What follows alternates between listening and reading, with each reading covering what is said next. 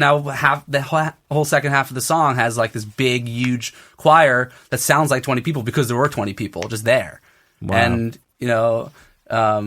we also had people there. So they added in some ideas, and we kind of formed this lyrical part to the song that we didn't have before. Mm-hmm. And it's such a good like amalgam of like how everything rolls around here. Sometimes there are projects very organic, very very organized, but it definitely keeps it interesting. And there's so many talented people that we know and around, and it's definitely a real asset. What's a typical artist that books you guys?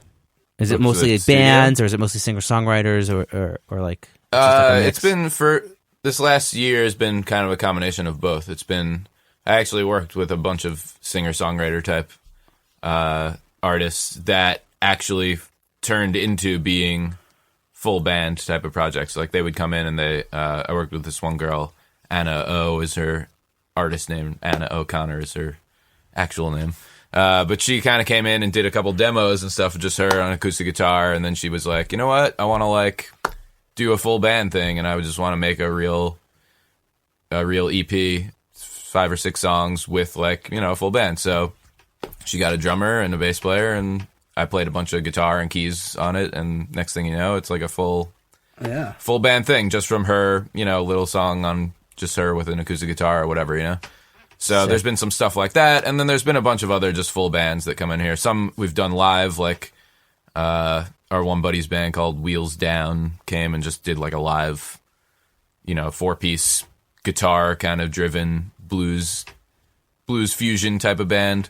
Just came in, just banged out like 5 songs live, and that was it. Did it in like 6 hours and then left. And, so it's fun. It's fun and easy. But I mean, for me personally, I'm just a very, I like to take my time and work on stuff, but I also have very little patience sometimes to like dilly dally in the studio. So I really like to do things quickly, and I like to edit quickly, and I like to bang out takes. And it's like when you're sitting there and you're on take 17, it's like, take 1 was probably the best one. You know what I mean? It's like. Yeah.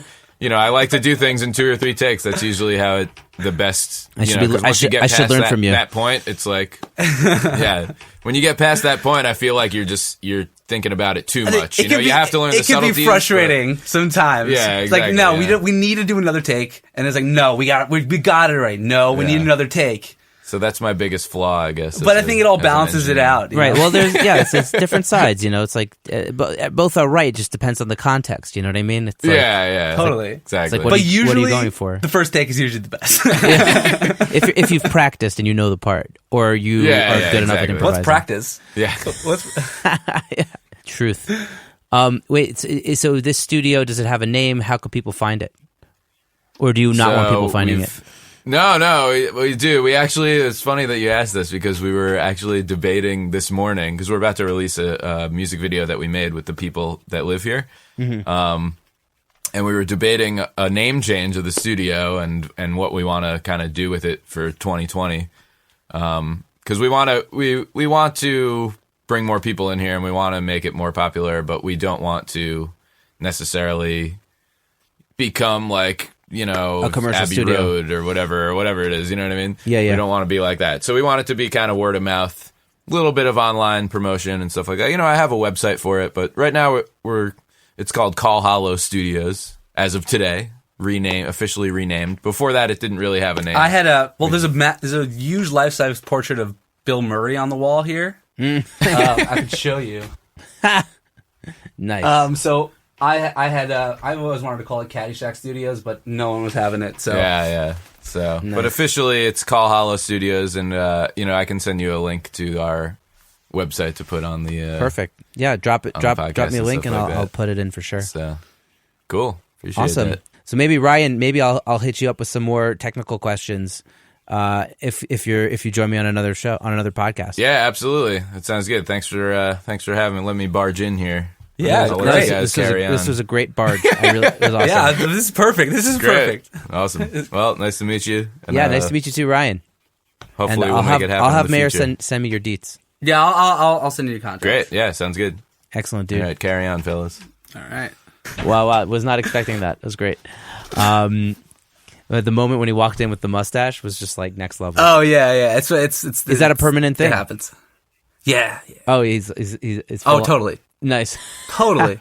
I know I'm sitting here talking about him all the time, but he's a world-class guitar player. He's really special. He's a really special musician, and for me playing together with him, it's really awesome. It opens your eyes to so many different possibilities. Music. He's, I'll send you some of his stuff. And, Definitely. He runs the studio really well. Playing with great musicians always improves your own playing. Yeah. So what were we talking? We were talking about management, right? Yeah, I guess we were talking about this. This episode's a little bit all over the place, but I like it. Let's get a little bit more into the production end of things. So take us on a tour through creation of a typical song you're working on, like chronologically. How does it go about? Do you do pre-production? Like what's involved? So there's no pre-production.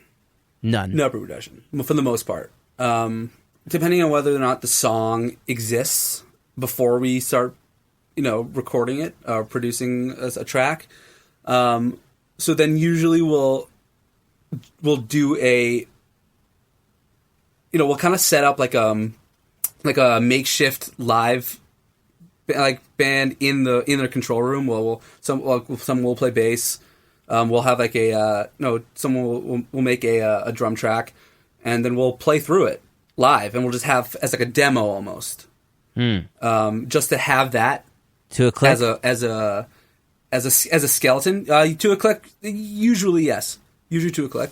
And after we kind of play through it because we like trying to capture that live spirit, even though it's not very reasonable to just record everything live. So when someone will sing on top of it, and we'll kind of have that there. And once we have that there, we'll kind of go back to it and try to take section by section, try to decide how we want to do each section.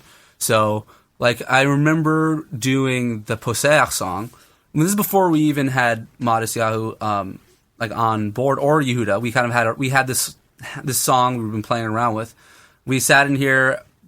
I played guitar. Ryan played keys. Dan played bass, and we kind of played through the whole song. And after we had that down, we kind of went back, listened to what we don't want in the song. Well, even the stuff that we've been playing live. We're like, okay, so that doesn't really work. And then we split it into sections. So I think the first thing we did was drums. We just we're gonna have to just drums and bass, and then everyone kind of was here at different times and together, and we were talking about each section. Okay, so we want to do that, but I don't know. That's not really super interesting. It kind of gets boring. So we okay, fine. Let's just do a whole road section here, or a whole kind of like spacey kind of section on this part, and then once the vocals came in, it kind of changed everything because we had a real new approach to the song. So that happens to a lot of what we do. We come in with this idea, with some basic idea, and it turns into something completely different than what we initially expected. Yeah. So, it's just, that happens to us all the time.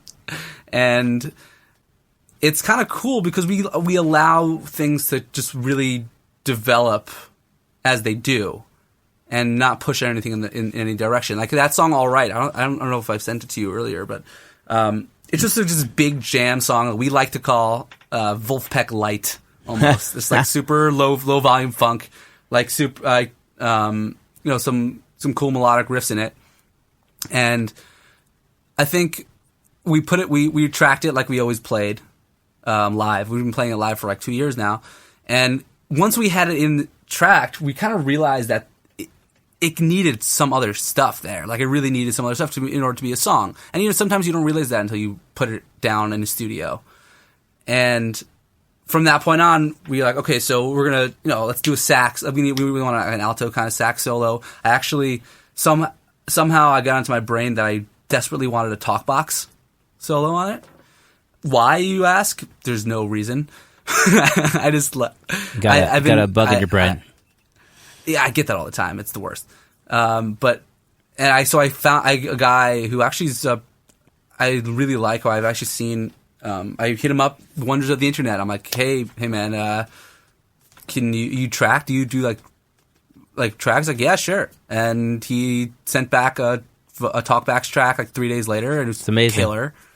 Dropped it in the middle of the song, and it kind of just like exploded the whole song. He added this vocal part, and now the song is an actual developed real song. And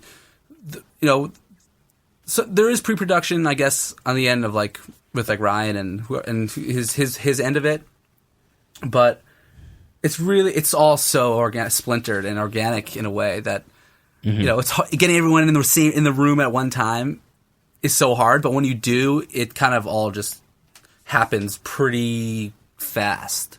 Yeah. So it sounds like you rely a lot on like the sheer talent of like natural musicianship. That seems to be your go-to. Yes. Yes, and that seems to be the motto of the studio you're in, which is pretty dope. It's great. I'm very grateful and really lucky that we have this. Now everything is so digital, and so, and I'm not saying it's a bad thing. It's just for my sensibilities when it comes to music and things that really speak to me, like. We do have kind of a thing where it's really musician based. It's really like music tracking based. So when we have an idea or someone has an idea, there's someone that can play that really well on an instrument. So it's not. We do use, obviously there's a lot of plugins and a lot of production techniques that we use, and we're not like, hey, we're just going analog, or it's only good if it's analog. It's nothing like that at all. But we have the ability to execute what we want musically pretty well, and even if we need to outsource, we can bring someone we know, and it kind of can just happen. So it's great because it also leaves room for artistic license and whoever's playing, right? Which is what you were saying you love to me. Yeah, I usually don't tell people what to play when I hire them for a track. I usually say, here's where we want you to play. Do your thing. I'll let you know if I have any notes after, but I'm not going to tell you what to play. Like you know Mitch Friedman? Yeah, of course. I've taken bass lessons with him, or one bass lesson. The god. Yeah, I met him. I met him recently in New York. I just bought this like violin style bass, and I went to the guitar shop. He's always like hanging out in Brooklyn to get to buy some flat wound strings, and we chilled, and it was cool. He's an absolute monster. But so we got him to come track on that song, that All Right song, and he came. He's like, what should I play? I'm like, dude, we want you here because you're amazing. Right? You called him on purpose. Like you could have called another. I called you bass for player. a reason. I could have called someone else. Right? Or we could have played. Like I want what you do, and what you do is only what you do, and like the only way that you'll be able to do that is by doing what you want. I say, hey, maybe try to play a little less busy. Maybe I'll say I'll say, yeah, do another take. But I want you here because you're freaking amazing. So do your thing bring your magic. And 2 takes done. Yeah. I love what you're saying. Yeah, a lot of artists that micromanage musicians that come in on sessions is almost always a disaster. Like if you're hiring a session musician, it has to be because you know that they're the right musician for the part, and you have to trust and let them kind of do it. And you can't be that hands-on, otherwise things will fall apart. I kind of learned that from Aryeh too, seeing how he produces. Yeah. When we were making that album, I was just excited to like we had money backing us, and like we had freedom to just explore, and like I was just excited that we could do all these things I always wanted to do in a studio. And like we brought in some really, really cool musicians, and outsourced some cool stuff. And what we did was, hey, here's the song. You're a world-class pro. I don't play drums. Like I'm not going to tell you what to do. I may have some kind of vibe I'm looking for, but I want your drumming because I want what you do. Yeah. And it enables it to grow, to really blossom and grow into something dynamic. Yeah. I love it. I have a question that I sometimes ask guests is there anything you do to work faster or get inspired quicker? And it sounds to me like the answer to that question for you is like hire the right musicians or choose the right people to collaborate with. Yeah.